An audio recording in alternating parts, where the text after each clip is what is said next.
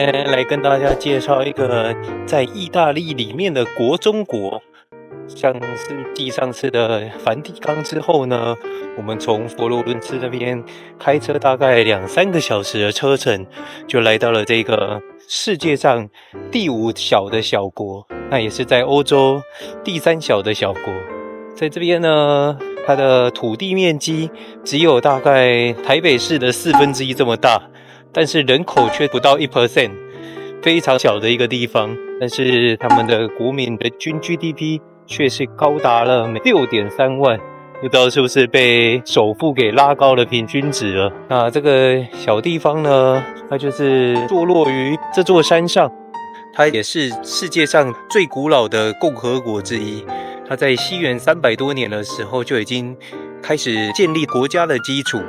那当时的圣马力诺圣人，这就是要追溯于公元300多年的时候，罗马皇帝戴克里先当时是迫害基督徒的，那把圣马力诺赶出了克罗埃西亚之后，逃到了山上。那他在这边开始建立了自己的一座修道院。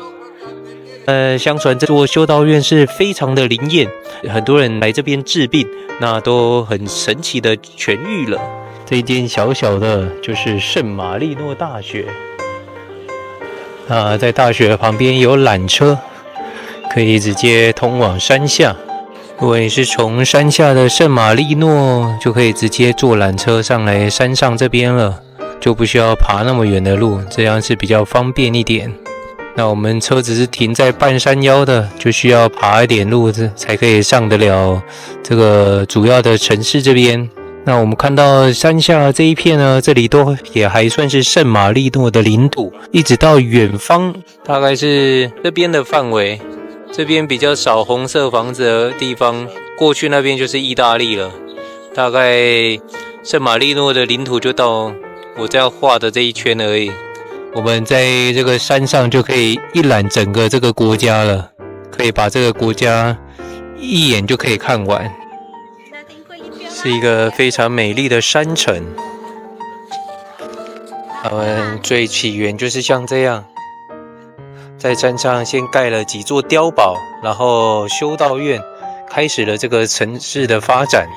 那他们一直经过了1700多年，也是有逐渐的扩张一点点自己的领土。现在到山底下这边，也就都是国家的领土范围。大家有发现吗？它连这个城墙的造型都是一个 N， 就是 Marino。坐在这个城堡旁边，享受这个山城的环境，是不是非常的惬意呢？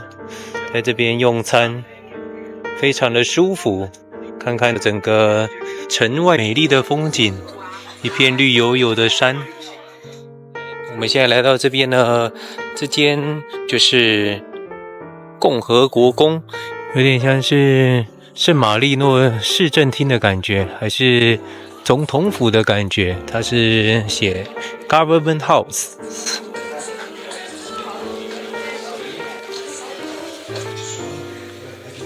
就是一间小小的博物馆。从圣马力诺这边看出去的风景真的是很漂亮，因为它就是坐落在一个比较高的地方，在这里呢海拔有大概700-800公尺，所以视野是非常好，算是整个这边最高的一个地段了，也是蛮厉害的，逃亡到山上，建立了这个属于自己的国家。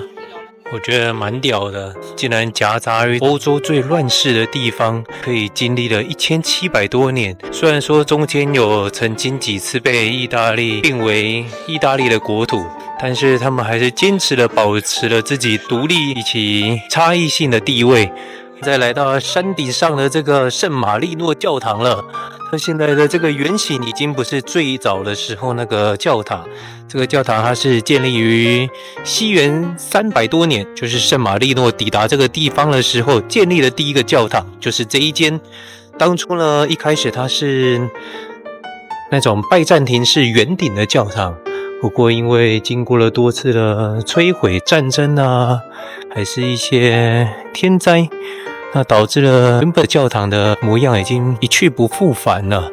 那现在目前看到的这个教堂呢，是后来又重新重建的这种巴洛克形式的教堂。那我想在中间的这一位应该就是圣马力诺本人吧。规模就是小小的一间，很难想象竟然一位圣人流亡到这边，然后建立了教堂，就开始了他的新的国度。真的是一个蛮神奇的国家。圣马力诺这边另外一个有名的景点就是这个瓜伊塔，在这边有3座城堡的塔，那也就是国旗上的那3座高塔，在整个圣马力诺的一些市徽章啊，也都可以很清楚的看到有3个高塔。在圣马力诺这边的餐厅，也可以感觉到他们的物价是明显比意大利还要低一点的。那讲到物价，不得不提一下，如果有开车从威尼斯要到佛罗伦斯，或者是佛罗伦斯要到威尼斯的，可以来圣马力诺这边当个洲际站，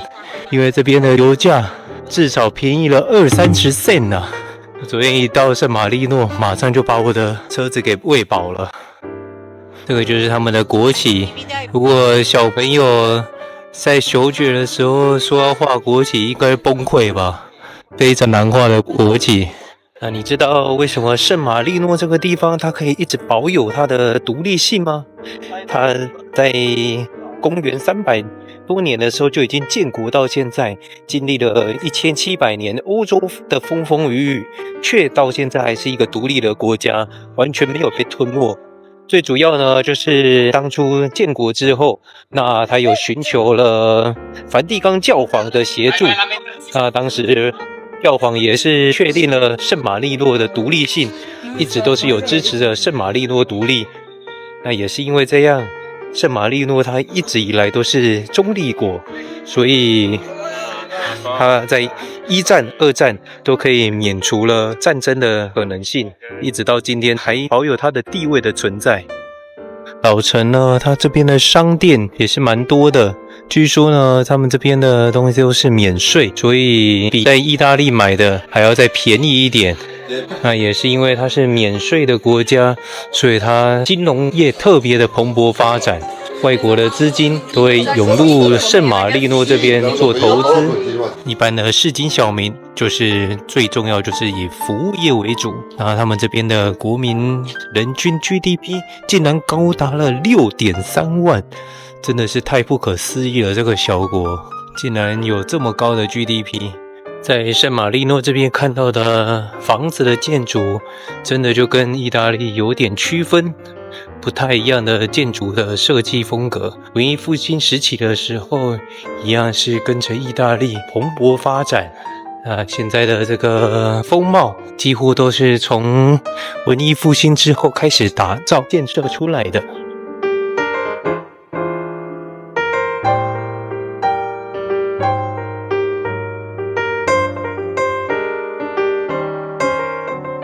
我现在已经回到我车泊的地方了，不得不称赞一下圣马力诺这个国家呢，小小的国家，他们是非常欢迎露营车来他们国家旅行。